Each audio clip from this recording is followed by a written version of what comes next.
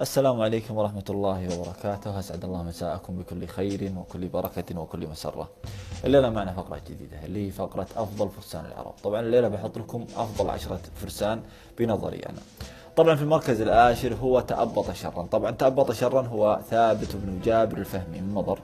طبعا تأبط شرا هو صعروك من صعاليك الجاهلية، أحد فتاك العرب في الجاهلية. كان من أهل تهامة، كان فحلا وبطلا وشاعرا فحلا أيضا. وكان تأبط شرا هذا رجل عداء، كان سريعا جدا، كان يقال عنه إذا شاف له ظبي في الفلاة يرعى أنه يركض خلف هذا الظبي ويصيده، ما يفوت هذا الظبي.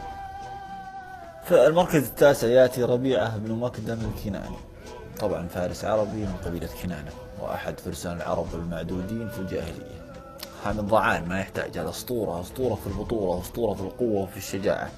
ضربت به العرب المثل في الشجاعة والنجدة، فقالوا أشجع من ربيعة بن مكدم وأحمى من مجيد الضعان. طبعا كانوا يقولون عن ربيعة بن مكدم هذا حامي الضعائن حيا وميتا، يعني كان يحميها بعد هو ميت، لأنهم كانوا يعقرون الإبل على قبره في الجاهلية. يأتي في المركز الثامن ملاعب الأسنة، ملاعب الرماح، وما أدراك ما ملاعب الأسنة، أبو براء العامري، سيد بني عامر بن صعصعة، وأحد فرسانهم عند ظهور الإسلام. طبعا هو عم عامر بن الطفيل، والشاعر لبيد بن ربيعة شاعر أحد المعلقات المعروفة. طبعا كان يضرب بشجاعته المثل، وكان إذا ركب فرسه وصل بهام قدميه للأرض من طول الرجل.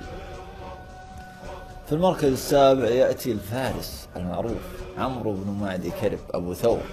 طبعا عمرو بن معدي كرب أحد صحابة النبي عليه الصلاة والسلام، ولقب بفارس العرب، وكان عنده سيف مسميه الصمصامة. وقد شارك في معارك الفتح يعني الإسلامي في عهد أبو بكر الصديق وعمر الخطاب رضي الله عنه، شارك في اليرموك وشارك في القادسية. وكان عمر الخطاب رضي الله عنه كان متعجبا من خلقة هذا الرجل، يعني كان كبير جثة، يعني هامة كبيرة.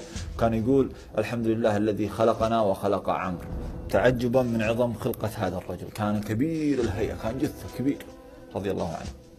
يأتي في المركز السادس الزير سالم عدي بن ربيعة التغلبي، ومن منا ما يعرف الزير سالم ولا أبو ليلى المهلهل، ملقب أبو ليلى المهلهل، بطل أبطال معركة البسوس التي دارت رحاها لمدة 40 عاما. يقال أن أبو ليلى المهلهل هذا هو خال الشاعر المعروف امرؤ قيس الكندي الذي له معلقة في الكعبة، أو صاحب أحد المعلقات السبع. يأتي في المركز الخامس عبد الله بن الزبير بن العوام، ابن الصحابي الجليل الزبير بن العوام، وابن الصحابية الجليلة أسماء بنت أبي بكر الصديق رضي الله عنهم وأرضاهم. وعبد الله بن الزبير من صغار الصحابة، وكانت شجاعتها معروفة من أيام صغره، يعني من أيام عهد النبي عليه الصلاة والسلام إلى أن وصل عهد سيدنا عمر الخطاب رضي الله عنه. وكان له قصة معروفة بينه وبين سيدنا عمر رضي الله عنه عندما كان خليفة أمير المؤمنين سيدنا عمر. يوم من الأيام كان عبد الله بن الزبير يلعب مع الصبيان، يلعب مع البزنان اللي في عمره، فمر عليهم سيدنا عمر، وكان يومها خليفة للمسلمين أمير المؤمنين. فقاموا البزلان كلهم الصبيان فهربوا من يوم شافوا سيدنا عمر، إلا عبد الله بن الزبير ما هرب. فاستغرب سيدنا عمر من الصبي اللي ما هرب مع البزلان اللي هربوا، فقال له ما لك لم تفر معه، مش بلاك ما طقه مع اللي طقوا. فقال عبد الله بن الزبير رضي الله عنه لم أجرم فأخافك، يعني ما سويت شيء خطأ عشان أخاف منك، ولم تكن الطريق ضيقة فوسع لك، أو الطريق وسيع يعني ما هي بضيقة عشان أوسع لك. يأتي في المركز الرابع قطري بن الفجاعة، قطري بن الفجاعة المازني والتميمي. كانت كنيته أبا نعم، وكان سيد الأزارقة وأبطالهم من رؤساء الخوارج. طبعا كان خطيبا بليغا شجاعا شاعرا، يعني يقال أن هذا الرجل هذا صاحب قصيدة وأقول لها وقد طارت شعاعا من الأبطال ويحك لا تراعي، فإنك لو سألت بقاء يوم على الأجل الذي لك لن تطاعي، فصبرا في سبيل الموت صبرا فما نيل الخلود بمستطاعي. يقولون ذا القصيدة لو يسمعها جبان أذل من الحباري يصير شجاع، تغير طبعه على طول، سبحان الله، تغير طبع الجبان إلى شجاع، لأن القصيدة فيها كمية من الحماسة هائلة جدا. ومن قصص شجاعة قطر الفجاء أنه يوم من الأيام في أحد حروبه كان متلطم، وكان معه خشبة وكان على فرس. فلما تقابل الجيشين، جيش قطر الفجاء والجيش الآخر، برز قطر الفجاء يقول هل من مبارز يبارزني؟ طاله واحد يبغى يبارز قطر الفجاء، لكن ما يعرف ان هذا اللي قدامه قطر الفجاء. فقام قطر الفجاء وشل اللثمه، لما شل اللثمه شافه ذاك ان ذا قطر الفجاء، فولى هاربا. فقال له قطر الفجاء الى اين؟ الى اين يا هذا؟ فرد عليه انت يا الرجال هارب.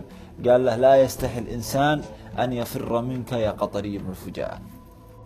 يأتي في المركز الثالث سيف الله المسلول خالد بن الوليد أبو سليمان رضي الله عنه وأرضاه. طبعا ما حد يشك ولا يختلف اثنان أن عبقرية خالد بن الوليد في ميدان المعركة لا يضاهيها شيء. طبعا هو الرجل الوحيد الذي لم يهزم في أي معركة لما كان مشرك حتى لما أسلم رضي الله عنه وأرضاه. وفوق ما كان خالد بن الوليد رضي الله عنه قائد ميداني، كان هو يخوض بنفسه المعركة، يدخل في المعركة ويطلب المبارزة أيضا، مع أنه قائد المفروض أنه يكون قائد يوجه الجيش، لا كان يخوض المعركة ويدخل ويبارز الفرسان رضي الله عنه وأرضاه.